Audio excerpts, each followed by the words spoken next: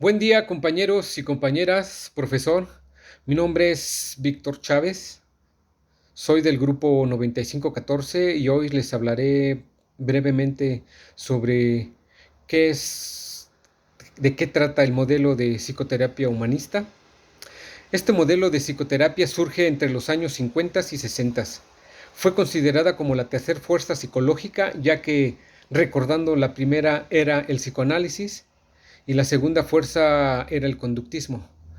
Surge en los Estados Unidos bajo la influencia de movimientos y protestas en contra de la guerra de Vietnam, en una sociedad de aquel tiempo en la que las personas consideraban que el psicoanálisis y el conductismo eran incompletos,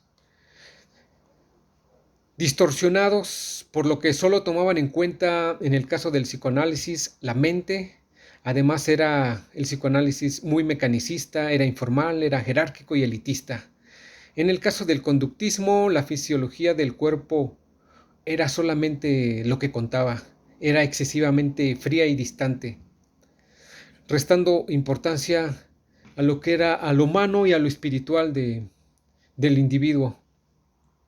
Así que como alternativa a estas dos fuerzas surge el humanismo existencial.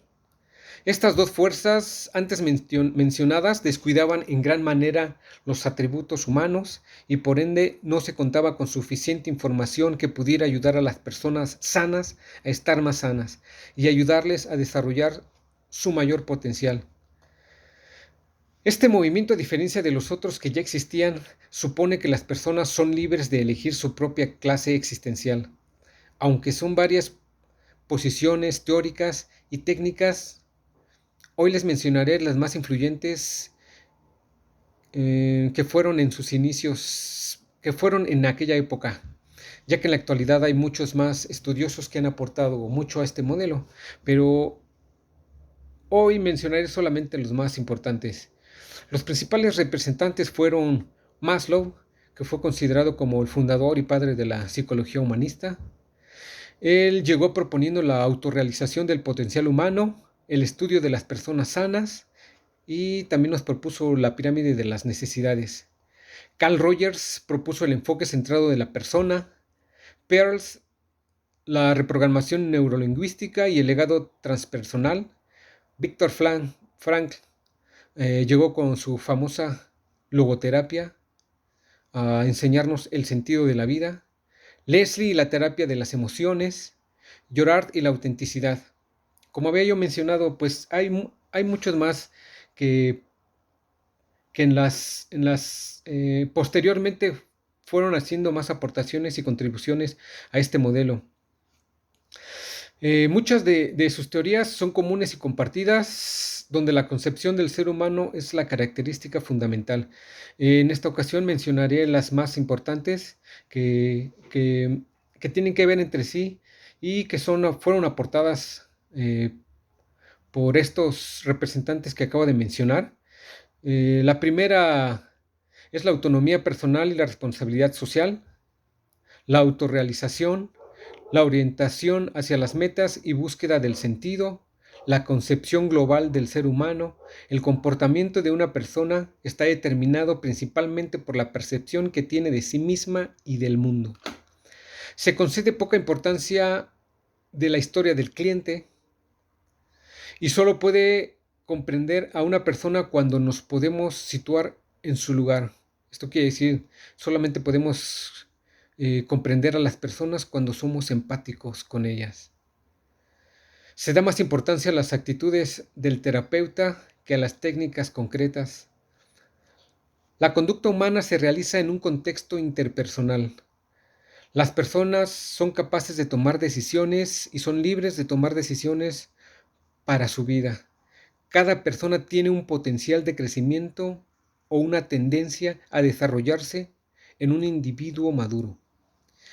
Los alcances y las limitaciones, las ventajas y desventajas. Las ventajas de este modelo mm, es el estudio de la experiencia subjetiva del individuo, de su significado que éste atribuye a los eventos de la realidad, manteniendo una concepción holística del hombre con el interés centrado en la comprensión de las personas más que en la comprensión y la predicción de sus conductas.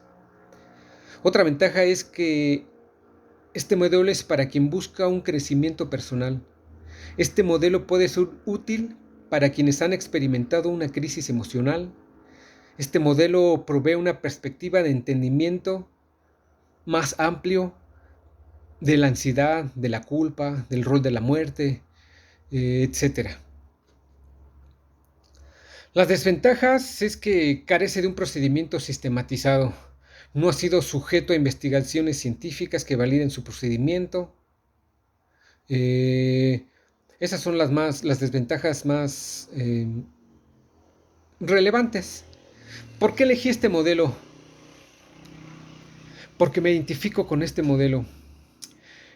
Este modelo revolucionó la forma de ver la solución a los malos comportamientos. Por ejemplo, el conductismo tiene una visión lineal un tanto cerrada, ya que si yo vengo de una historia de fracasos o de un lugar maltratado, de maltratadores, lo más seguro es que yo seguiría esa misma línea. Entonces me sentía un poco pues limitado a solucionar estas, estas malas conductas. Pero Maslow se dio cuenta que el ser humano tiene la capacidad de reescribirse si uno quiere. Tiene la capacidad de ser lo que quiere cuando él quiere. Mi conducta depende de lo que yo pienso de mí. Si pienso que seré bueno, lo seré. El conocer el sentido de mi vida me da razones para motivarme, para pensar positivo y para seguir luchando por lo que quiero. Por otro lado, pienso que el psicoanálisis da demasiada importancia a la causa raíz. Y creo que saber la causa es importante porque de ahí partes, pero le resta importancia a la reprogramación para modificar la conducta. Y bueno, por mi parte ha sido todo. Me despido de ustedes. Gracias por la atención. Hasta luego.